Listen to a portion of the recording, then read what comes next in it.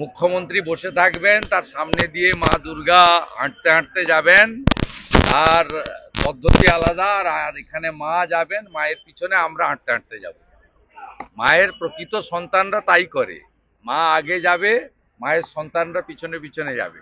আর কালকে কার্নিভালের নাম করে দেখবেন একজন বসে আছেন অহংকারী, দাম্ভিক, হিন্দু বিরোধী, তিনি বসে থাকবেন, আর তার সামনে দিয়ে মা দুর্গাদের লাইন করে যেতে হবে। কলকাতাকে বলা হচ্ছে কি মনে করেন এই পরিবর্তন যাত্রার মধ্যে কি পরিবর্তন হবে? হিন্দু জাগলে হবে, হিন্দু ঘুমালে হবে না। হিন্দু কি ঘুমোচ্ছে এই রাজ্যে? এই রাজ্যে কি হিন্দু ঘুমোচ্ছে? 100-র মধ্যে 54 জন হিন্দু মমতা ব্যানার্জির বিরুদ্ধে ভোট দিচ্ছেন। সেটা কেন? 100 জন না, এখানে রাজনীতির কথা বলবেন কেন? এখানে হিন্দুদের বাঁচার লড়াই, হিন্দুদের ঐক্যবদ্ধ হতে হবে, অন্য ধর্মের প্রতি শ্রদ্ধা রেখো। যত না অন্য ধর্মের গুরুরা, অন্য ধর্মের লোকেরা করে, তার থেকে বেশি সরকার আর পুলিশ করে। এই সরকার হিন্দুদের উপর অত্যাচার করে, এই সরকারকে সরাতে হবে।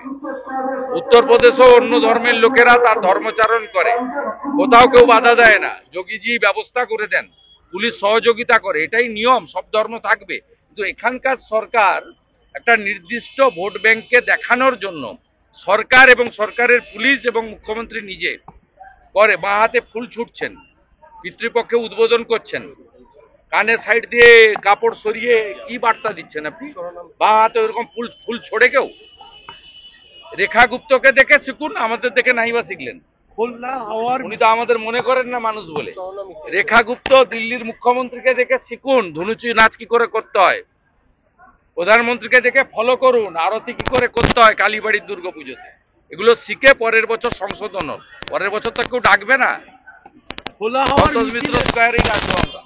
হওয়ার মিছিলের জন্য আদালতের অনুমতি, খোলা হওয়ার আগামীকাল যে মিছিল, তার জন্য সহনাগরিকদের জন্য নাগরিকরা হাঁটবে।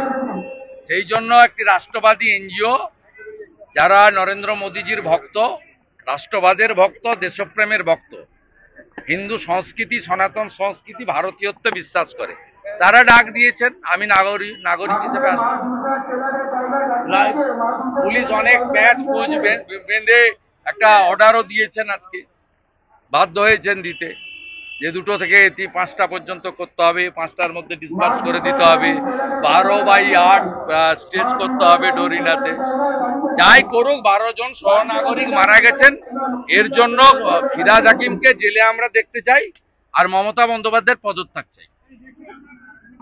আগে থেকে আইএমডি জানানো সত্ত্বেও কলকাতার কোনো নাগরিককে অ্যালার্ট করেননি, তাই এই বিপর্যয় ঘটেছে। রায়গঞ্জের বিধায়ক ফের বিদ্রোহী না, কৃষ্ণ কল্যাণী অলরেডি এফআইআর করেছে যার মূর্তি ভেঙেছে। আমাদের বিশ্ব হিন্দু পরিষদের লোকেরা পথবরোধ করেছিল, বিক্ষোভও দেখিয়েছে, অনেক সনাতন সংগঠন যৌথভাবে করেছে। উৎসবের মরশুম গেলে আসামিরা যদি গ্রেপ্তার না হয়, তাহলে তো ব্যবস্থা নিতে হবে, নেওয়া হবে। আমাদের ভিডিও ভালো লাগলে লাইক এবং শেয়ার করুন। কমেন্ট সেকশনে গিয়ে জানান আপনাদের মতামত। আরও ভিডিও পেতে আমাদের চ্যানেল সাবস্ক্রাইব করুন এবং প্রতি মুহূর্তে খবরের আপডেট পেতে প্রেস করুন বেল আইকন।